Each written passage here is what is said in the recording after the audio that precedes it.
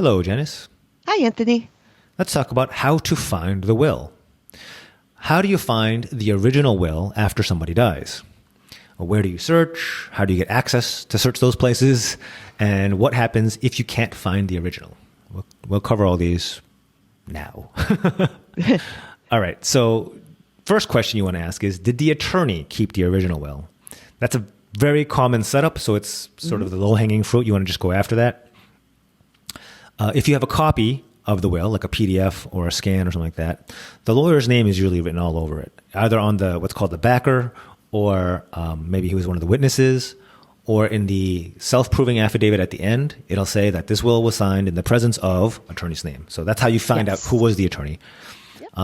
If you don't have a copy, this is where you do a little bit of PI work. You go through the decedent's contact app, or more Rolodex or address book if they have a physical, I don't think fewer and fewer people having that now. But anyway, I look for any attorneys, even if it looks like it's a personal injury attorney, or if it's, maybe they referred the decedent to the estate planning attorney and know who it was, again, you're digging. You're just trying to find out. It's a good start. Right.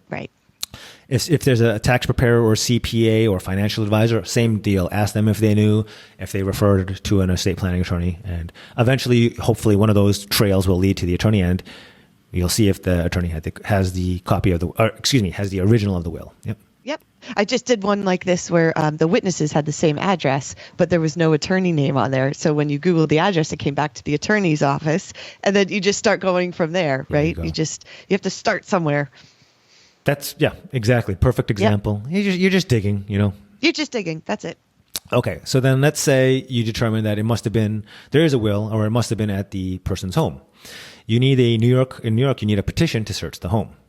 Yes. So you need a court order before the building management or the police will allow you to enter. I guess you could climb through the window, but we do things legitimately. Yeah.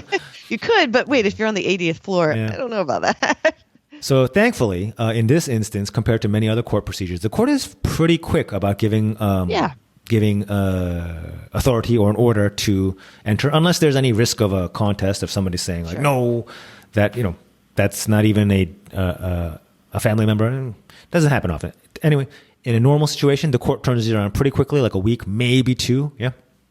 Yeah, they're pretty good about it. Yeah.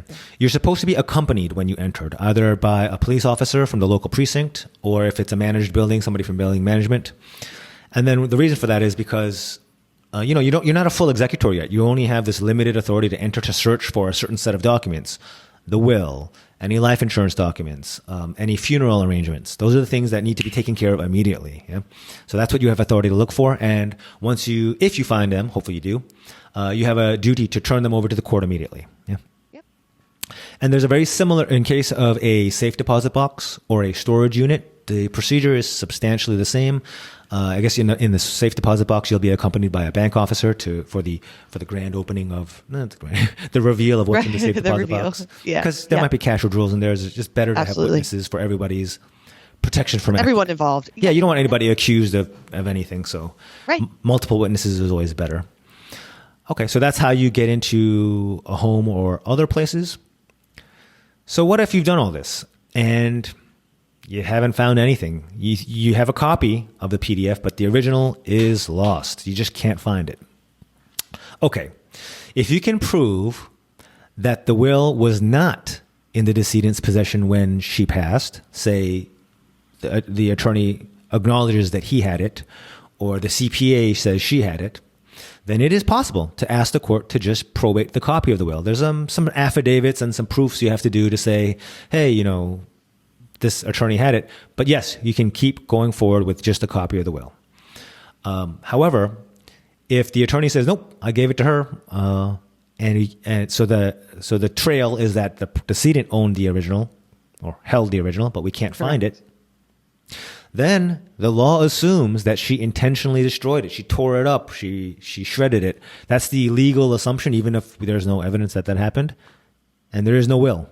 There is no will. Even though you have a full, beautiful color PDF copy of it, there is no will under the eyes of the in the eyes of the law. And you must go forward with administration, which is the process where you use default inheritance laws because there is no will. because there's nothing there. So try your best to find it, because you want to avoid that if you can.